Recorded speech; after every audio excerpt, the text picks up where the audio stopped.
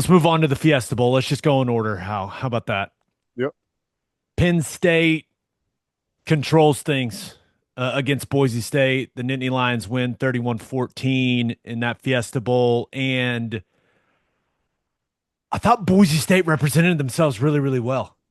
They they they fought. They made it interesting a couple of times. They were threatening and just couldn't quite get over the hump. Whenever they had a chance to really make things interesting, Penn State would get the stops that they needed. I thought Boise State needed to play a clean game to really have a chance in it, and they just didn't. You get into the big 14-0 hole. That was really tough, but to their credit, man, they kept battling. There's just too many mistakes. Well, four turnovers, too many critical penalties, none bigger than the illegal hands to the face, which if it doesn't happen like that, it didn't change the play at all. Mhm. But the guy knocks the guy's helmet off right in front of the official. Right. Just, it's one you have to call. And it did it have any impact on the play? No, but it takes a touchdown off the board. I mean, that the rule's the rule. But what also two missed field goals? Yep. It was it was just a little too sloppy from Boise State against a team that was more talented than them. But I came away from it going, Boise State didn't deserve a bye, but they belonged. That's a good Yeah. football team. That was my as I kind of thought about what I watched during that game. I went, you know what, Boise State, that team can play, but the better, more talented team won the game. Yep. No, they did. Really like Penn State's offense. Just the creativity they have. Tyler Ward to me, best player on the field, right? Well, I mean, Genty is, but they were able to contain him by how much better they were on the line of scrimmage, contain him to a degree. But Tyler Warren's a dude now. I I would do anything for OU to have a guy like that. He's he's so good, and he's just like you forget how big he is with all the different ways that they move him around, and he wears a number that kind of makes him look a little bit smaller for some reason, but it's a big I feel dude. the opposite. I feel like I see Does 44 it? on him and I'm like, the number looks so small. He's so huge. Yeah. He's just he's a good player. I To have a guy of that size with the position versatility that he brings is just it's like the perfect weapon for Colton Nicky's offense. Drew Aller's best stuff is really good. I mean, those touchdown throws to Tyler Warren were absolute dimes. He drops it from the rafters to Amari Evans on the one that made it 14-0. I feel like he does a really nice job buying time when he needs to. He gets some interesting yardage with his legs in some key situations. I feel like he's playing some pretty good ball. Man, I don't know if he came out. I know he already announced he's coming back. I wonder if he will reconsider that if he goes out there and lights up a semifinal. But he's playing some good ball for them, man. And although I really liked what I saw from Drew Aller, there was a big piece of me going, why don't they just run it like 60 times? They cannot I stop their know. run game. Just hand it to Allen and Singleton, run outside zone 40 times. You're gaining like 12 yards a pop on it. I felt like I was taking crazy pills. But Yeah. Kotelnicki, like you said, he likes to sprinkle in all that creative stuff. Yeah. I totally agree with you. And I've been impressed with Drew Aller. Uh, he's better than I have given him credit for, but there's like some Luca in there.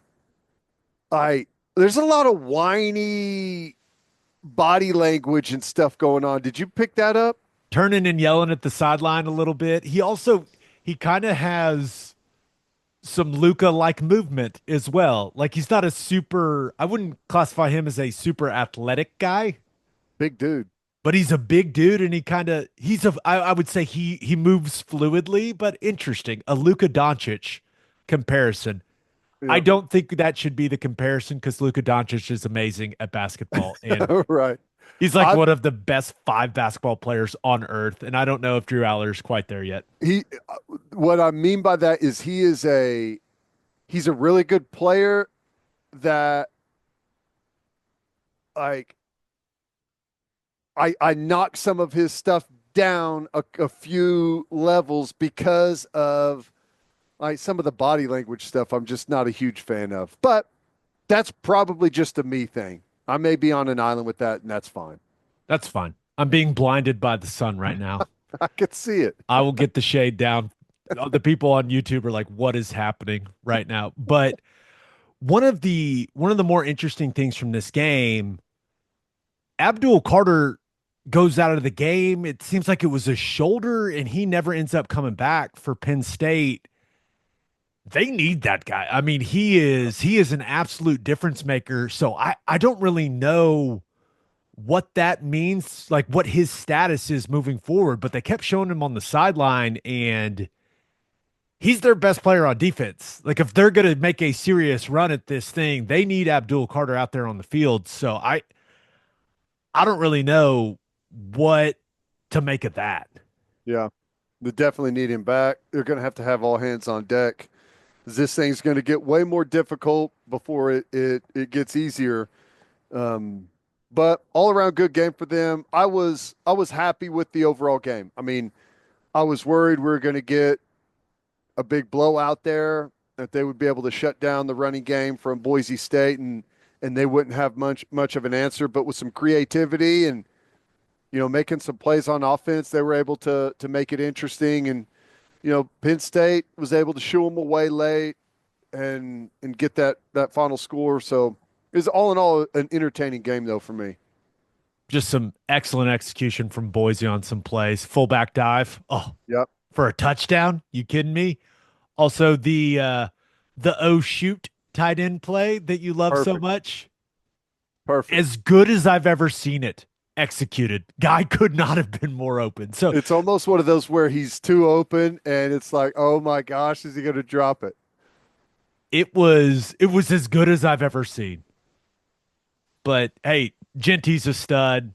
I don't know why anyone would want to debate that. I know that he had a couple fumbles, but that guy is he's going to be a lot of fun to watch on Sundays.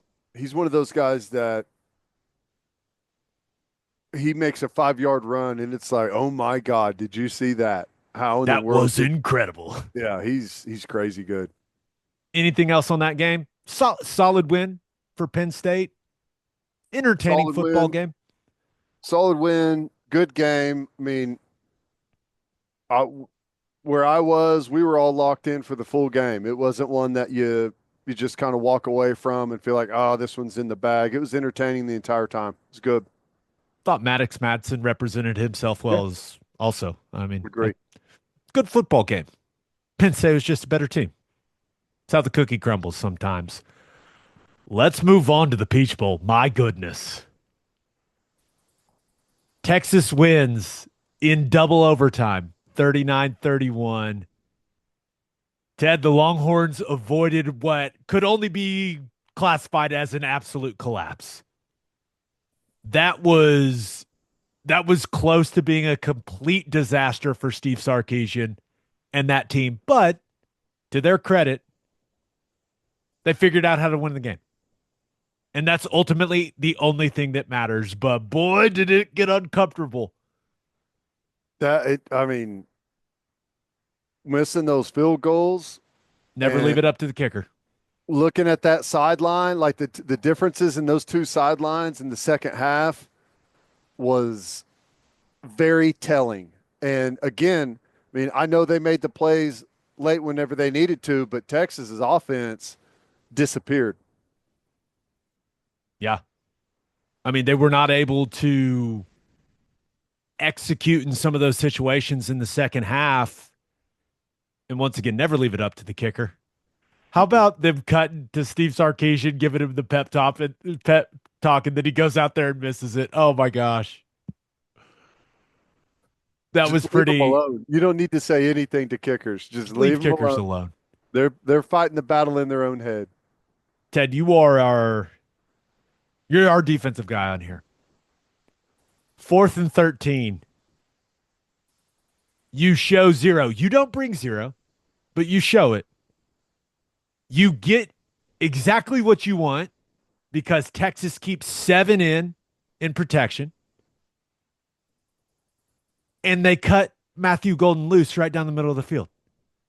Now, it was a really nice route, but what is that safety doing, man? What's he looking at? I don't know. Help me understand. That was bad. I didn't like the call at all. Not on 4th and 13.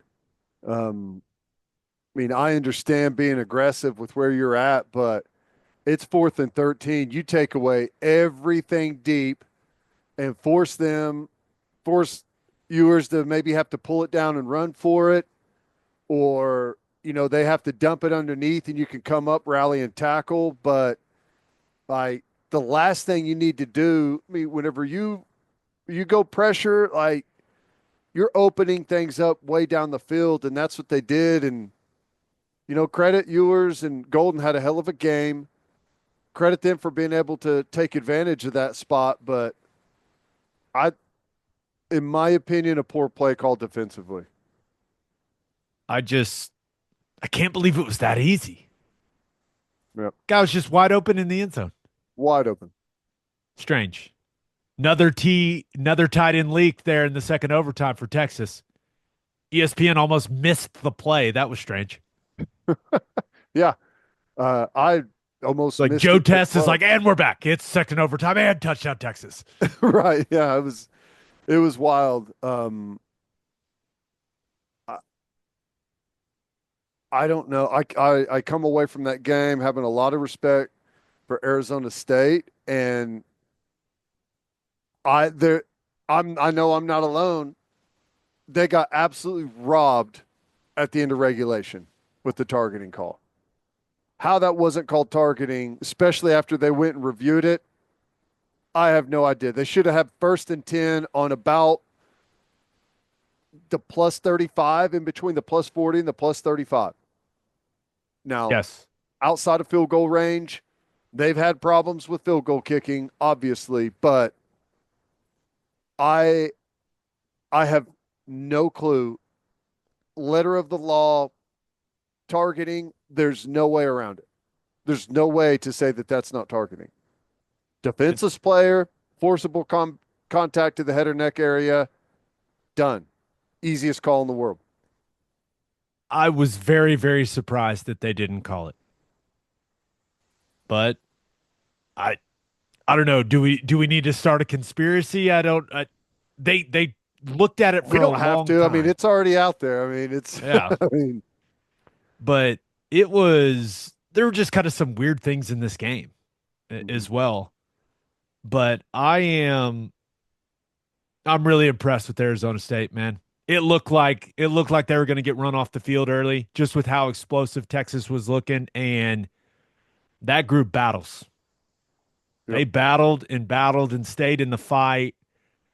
And I thought it was actually really cool that Cam Scatterbo got the offensive MVP. Yeah. I thought he deserved it. That dude left it all on the field, vomit included, baby. Yeah. That was what a performance. I mean, the halfback pass, Bad the, throw. Unpopular yep. opinion, bad throw. You can't do the I'm firing arrows celebration when you throw a duck like that and your wide receiver has to make the adjustment that he made on that play. Bad throw. Bad throw, but happened to go to the perfect area where he could run to it and separate from coverage. Um, the long pass he caught down the sideline, and then they had the face mask off of it. That was a great play. Not defensive pass interference, shouldn't have been called. But I don't know, just a great football game, except for the fact that Texas won it in the end. That was kind of how I felt as well. Right. It was like there was this point in time where every OU fan was sitting there going, "Oh my gosh, Texas is going to blow this." That 4th and 13, every OU fan, I can only imagine how many Twitter drafts were deleted at that moment in time when they scored a touchdown right there. I bet there were OU fans across the nation ready to fire off something, but There's just probably wasn't meant to some be. prematurely fired too. If you go look for them, I bet they're out there. I bet you they're right, but ultimately, just some situational things for Arizona State. What, three turnovers? Three turnover on downs in Texas territory, missed a field goal. Had one blocked. So it just, when you're Gave up playing a a punt team, return for a touchdown. punt return for a touchdown, when you're playing a team as talented as Texas, you got to be a little cleaner than that. But maybe the most important thing for Arizona State football in the last 24 hours is they got the contract extension done with Dillingham. Yeah, 5 years. I guess if he hits some incentives, it could end up being like a 10-year extension. So it seems like Kenny Dillingham is there to stay, and I'm not betting against that guy. I know that. yeah, I would expect him to have them winning at a very consistent level in the Big 12. think so. Now they got to find a way to replace Scottaboo. That's a big piece of their offense right there. But very effective. I imagine he's going to kill it in recruiting. He is. I don't know how long he's going to be at Arizona State. That's kind of his spot.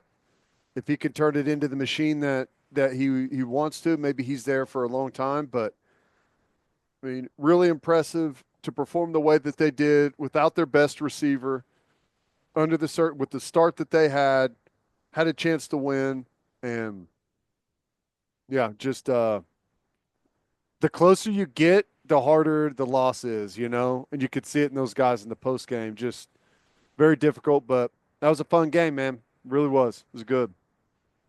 Texas is in the college football playoff semifinals. Awesome. Yeah, well, Sarkeesian's done a great job. Dang it. they gotta. They're going to have to play better. I'm with you The because understatement of the year. Ohio State's a wagon, bro. Oh my God. Woo! Dude, that was a whooping in the Rose Bowl.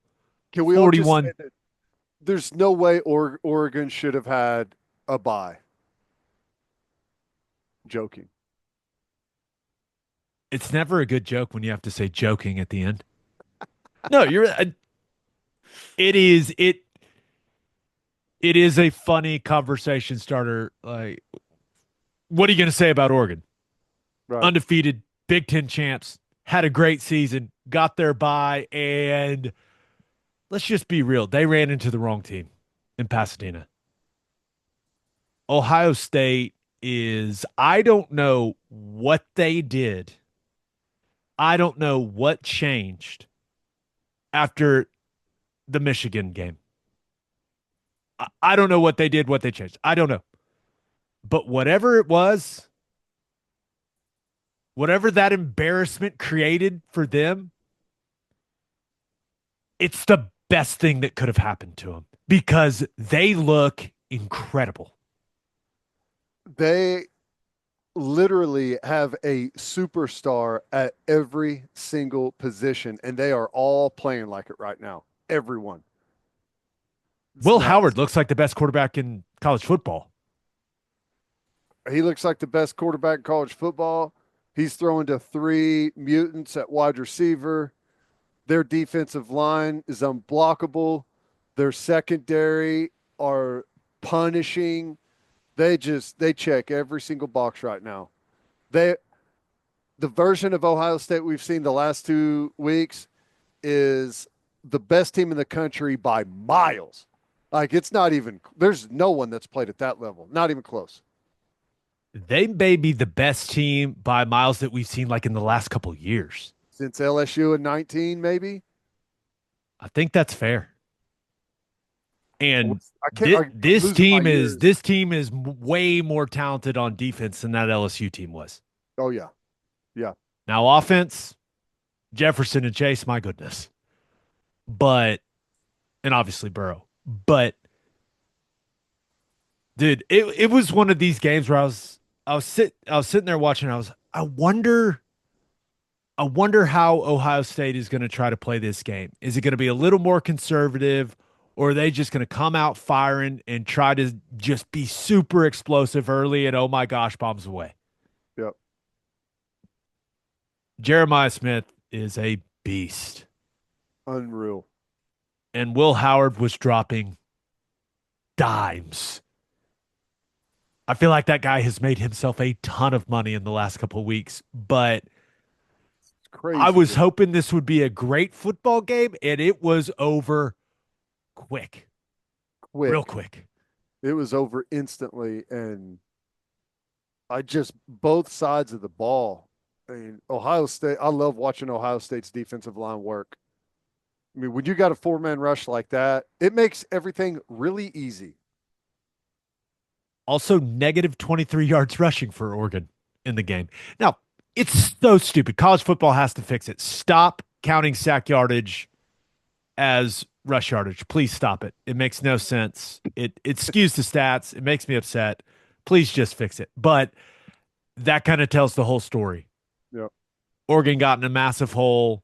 They probably had to abandon what their plan, what they wanted that plan to look like offensively. And I felt like Dylan Gabriel, every time he dropped back, he was just looking and looking and looking, and no one was open. And then he would get hit or sacked. Yeah, it's like, they'd show the replay from, the sky cam behind him. It's like, there's nowhere to go with the football. Absolutely nowhere to go with the football. They're under and over everyone, tight coverage. He's running for his life. I can't imagine that he had to be like, who is this football team? We already supposedly played this team once this year. This is not the same team that we played. And he would be correct. I don't know what's happened. That's an angry football team full of freaks, and they are all playing out of their minds right now. It's crazy how the discussion around this Ohio State team has changed in just a matter of weeks. It was, what is wrong with Ohio State? Why can't they beat Michigan? Some people are going, should Ryan Day leave?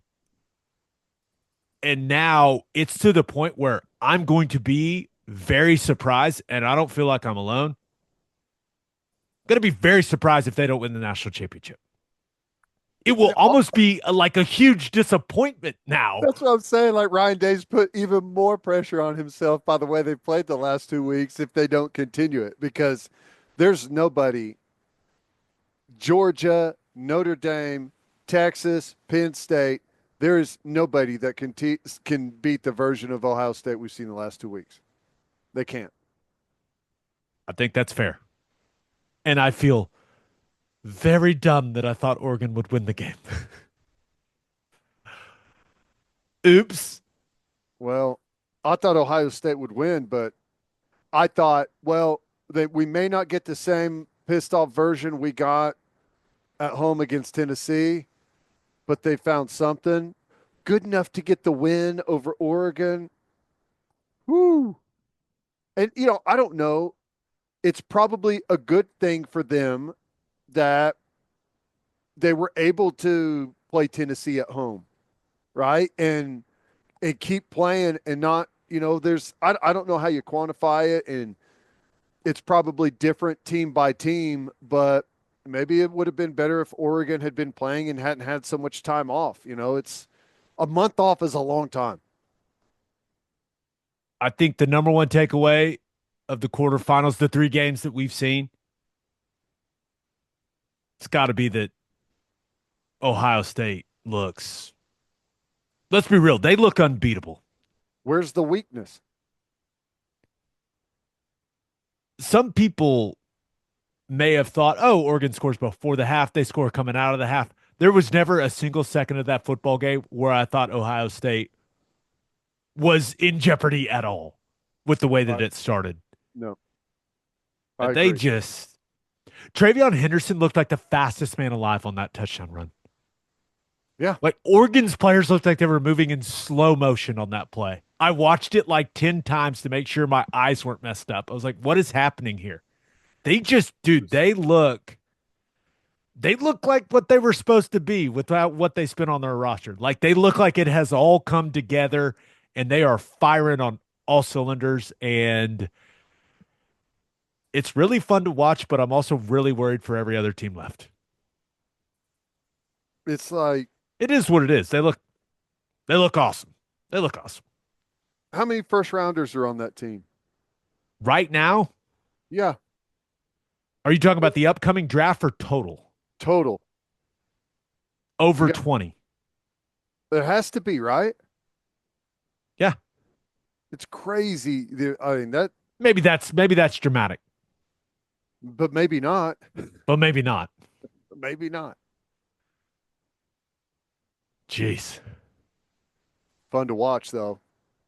Fun to watch. Will Howard still has the opportunity to move to tight end. Position Just versatility in the draft. That's what he can say. just saying. It The, seems like the odds are really stacked against that, but just saying, still out there. the way Possibility he's still out throwing the there. ball, I, he is. I'm so happy for that kid. I interviewed him a ton on Big 12 radio. We always did it on Zoom and like we were always chatting before and after. He's just a great guy. Was always super, super nice. I'm I'm very happy for him and hope he continues to play the way that he's playing because it's really fun to watch and I think he's a good dude. Well, and you know, the thing that everyone's going to love, like if he continues to play the way he has against the top talent, everyone's saying, let's learn a little bit more about Will Howard. Oh, 6'5", 240 plus pounds. I mean, he's like your prototype body type that you want for quarterback in the NFL. No doubt.